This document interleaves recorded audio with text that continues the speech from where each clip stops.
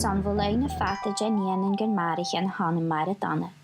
Bhí tríocha suige glúine bham, I géisteoirí sgàileag an seán man an Eilean an ólar an Eilean, fear na spioradan achcha uireach a dul, nar a bhean taobh achcha nar tuil t-saoghal.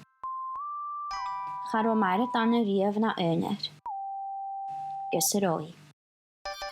Apar go droch Eilean an éiche. Lán taispan an de manich bhn an seán laichan ar an Eilean, is na dheorichan mór annasach achcha, lán bhioschan a bheith gluasa tron sgàileag eadar an tuil seo san tí eile, is na nigheanan achcha a bheit a cleachgus an deanú céil an ris na marah. Is héití stocha ma bheith glích mhàthraichean, hiach ishe cúideach gan taibhseil. Sónar a gúisci, sean an teachgarach gaiche. Nar a rug Mairead Anna an Eilean, chunigí an táiseach eilta scéach ag an apit. Bad có hímal san áir le drinach na heiches na clóin íte achcha. Céine hí sa bhat na Eilean annasach éiche, nar a thuid íte mór an nuasora. Be se na hia níhan sénta. Nar a bhris níon ar fallah, thug Mairead Anna seo mar curach a bhí galantain.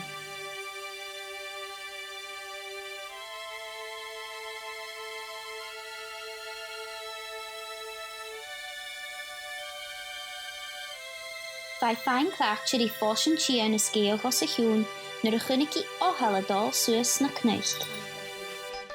Conionich is soorstacha.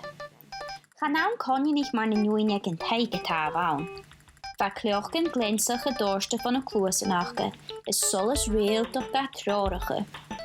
Nar a bhreis tí ar fallah van teolach éiche, lein Mairead Anna ora sias an Eilean as a dhé.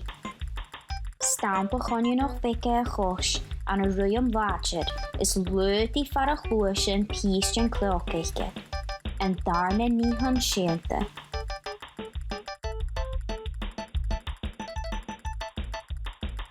Hees Mairead Anna an sinnar son dic. Is cears go luas a bhean conionach a rui, huitse grían is hánig an uige. Get a ruki an Eilean an anisce, díoch miniatir as. Suas na beantain va elting chuirach hiúil cána.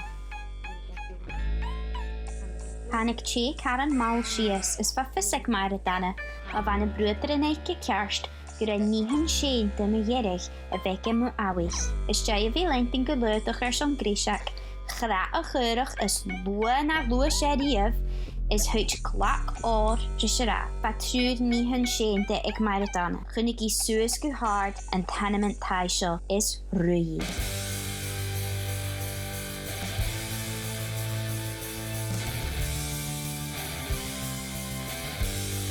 Bíalah an teanamant chunig Mairead Anna cearcail san Nuair. Ba dh'fhalbhas díreach mar a Eilean. Ba gus na níhanaiche chuir sias ach ba céhir spéis an, is ishe díreach le trúd níhan. Thug I suas ar a teanamant agus ba fisaiche go raibh bhamán ach charáid comasachí a fhain suas is úna sin níhan me dhéireach. Mairead Anna, chanéan taobh achat sa há seo. Chanaí suas a gul, ha mi chod dulich. Búrsta bham, chod túrseach sa bheith imiceneoch. Ach ha mi gadiún draine. Géich Mairead Anna, si a cúnich ma bheith tríocha deanú an ashe. An nuair sin, hánig cáisir de rúhan sias. Bhí si uile a seo, nar a han taobh achat sa síne gul. Chanéad ó rachi sa bheits an a seo ar son gríseach. Napi an an cabach. Gefu tuchar na manoch an lá. Huitsin lá sin Mairead Anna uileach ag an ann, is na sgàileag an seán na manich is a thuladh talile. Ba feicín na sé go féin or a dul arás. Chará doras amach éiche, nó chará an tuchar éiche ar a hán cúhiú. Ba gurí tíileach. Ba gurí mar na láin éiche, ar a cheann hí.